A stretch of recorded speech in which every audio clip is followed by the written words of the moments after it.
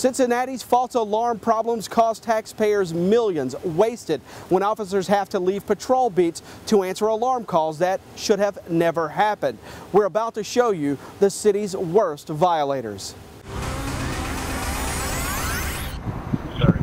Day after day, Cincinnati's bravest prepare for the worst when these calls go out. I have a commercial burglar alarm. An intrusion alarm at a school. But too many times, these calls turn out to be nothing. Meanwhile, stopping patrols all over Cincinnati. The percentage of alarms that are false is astronomical, but yet you have to take 2 or 3 patrol officers each time to go check it out. CPD Chief Jeffrey Blackwell says the drain on his officers is immeasurable. Since 2011, CPD's answered 61,000 alarm calls. Of those, only 325 were legitimate. 95% were false. We fully recognize that most of these alarms are going to be false calls, but we have to respond. In 1988, City Council passed a law to punish the troublemakers. The thinking, increased fines would lower the number.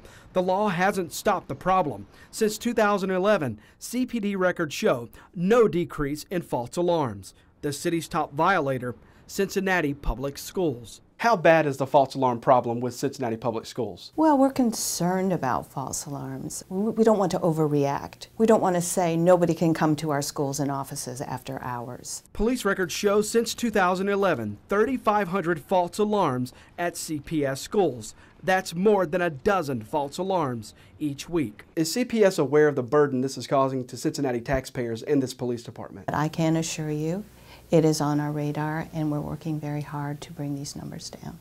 Walsh defended the numbers, explaining the district is the largest entity in the city, serving the most people, and open buildings often create false alarm trips.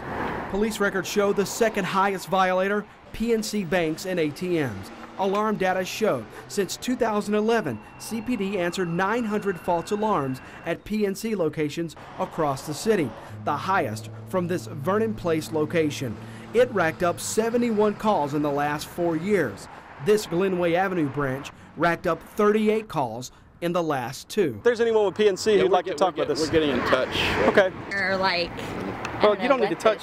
You don't need to touch my gear. While shooting video of the bank, a PNC employee came out to question us.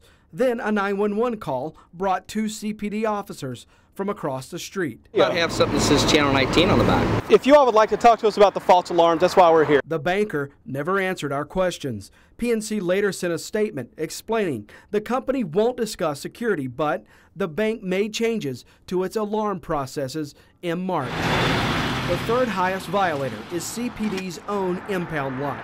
This lot accounted for 170 calls since 2011. The city has not punished itself for that. Now, those are the city's worst violators. So what's the city doing about it? The law allows fines, but not everyone pays. We're going to start turning the alarms off. Is it inaccurate to assume that CPS is exercising a loophole with no deterrent? Well, we believe that we are following city ordinance. You won't believe what the city's most chronic violators getting away with. That's coming up at 10:30.